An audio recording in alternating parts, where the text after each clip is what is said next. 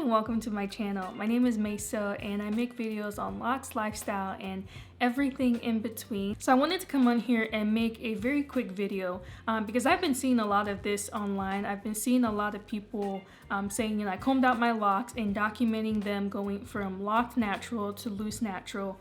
So I just really wanted to make just a very quick recommendation for those people who are probably thinking about combing out their locks, whether you're a fairly newly locked natural who's just unsatisfied with your locks, or you may have been locked for a while and you're just ready to comb it out. I recently combed mine out, so I think I can kind of relate to some of these things. So my first tip is I want you to really assess what is it about your hair that's really bothering you. Is it, is it uneven? Is it frizzy? Are there holes? Is it just a size? Really think about what is it about my hair that I am dissatisfied with, because I think we can have a bad day and just think, well, my day is bad, my hair looks bad, and all of it needs to go. But what is it that's really the problem, and is there a fix for it? So if your locks are too small, could you just combine them? If you have holes in your locks, could you just go to a Loctitian and have them fix the holes? Or could you even learn on YouTube how to fix those holes yourself? If they're uneven, do you think you could go to somebody, or again, learn yourself how to use I think they're called like the little crochet method, how to use the crochet thing to make your locks a little more even?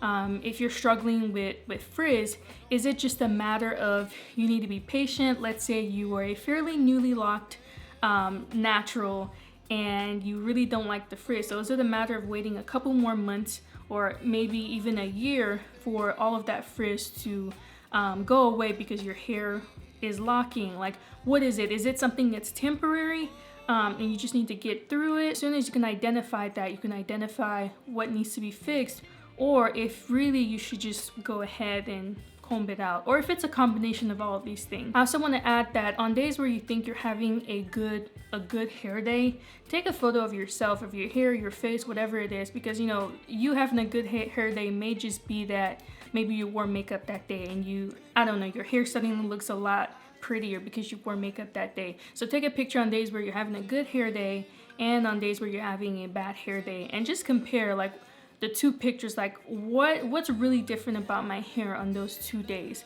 because it may also just be that your hair is dry one day and it just doesn't look a certain way. The second tip I'll give is I really think it's important to see where you are in your cycle.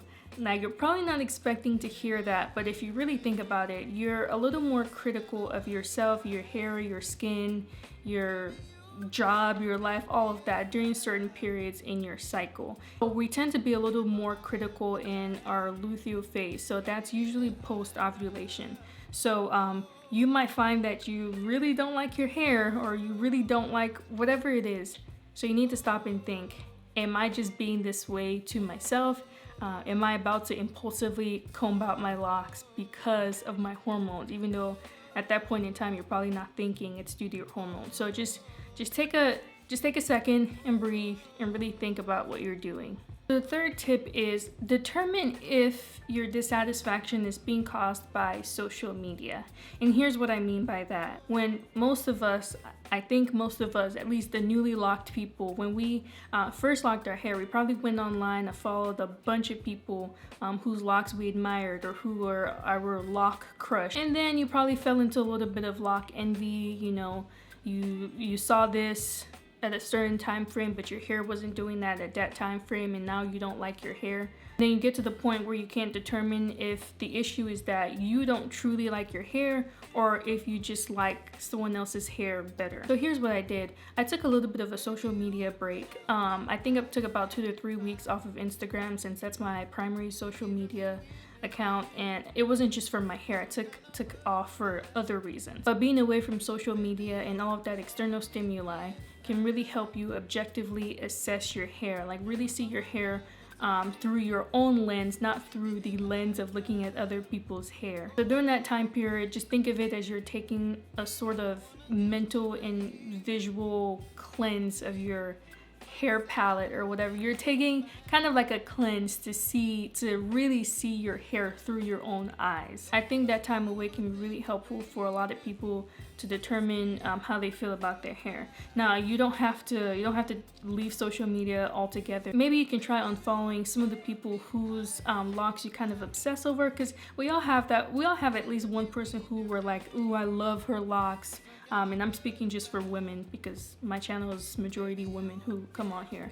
I love her locks, you know, I want my locks to look like that. Probably unfollow that person for a little bit, or unfollow all of those people for a little bit to really help you with this process. Now, the last recommendation that I would give is I want you to really assess if you have the time, energy, and resources to comb out your hair. So if you've gotten to the point where you've decided, you know, nothing can stop me, I'm gonna go ahead and comb out my locks regardless, do you have the time, energy, and resources? Because I'll tell you, I took like an absurd amount of time to comb my hair out. And that's because I didn't want to pay anyone to do it. Two, during that time period, I just didn't have people to help. I had one of my friends come help, and she helped, you know, comb out 2 different sections, but it still took me that long because my life was just really busy during that time. So during that time period, I had 2 conferences, I had a wedding, so I had all of these, you know, really, I guess, major events happening. So you really need to think about, are you okay with going to those events with hair that's, you know, not perfectly, you know, neat and with hair that's not perfect. I found a way to make it work. For you, you may not like that. So I've seen a lot of people comb theirs out in a matter of days, if that's all they're doing, but it depends on, you know, how many locks you have and how long you've been locked. So I was okay with going wherever with my hair not looking crisp and clean.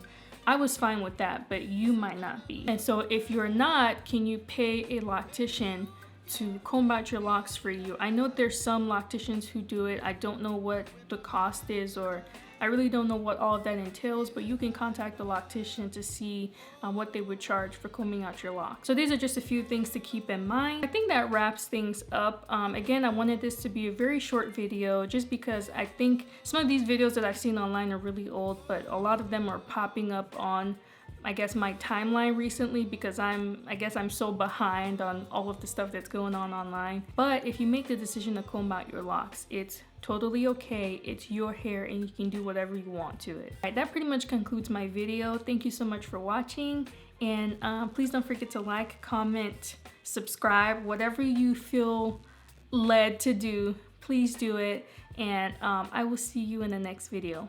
Bye.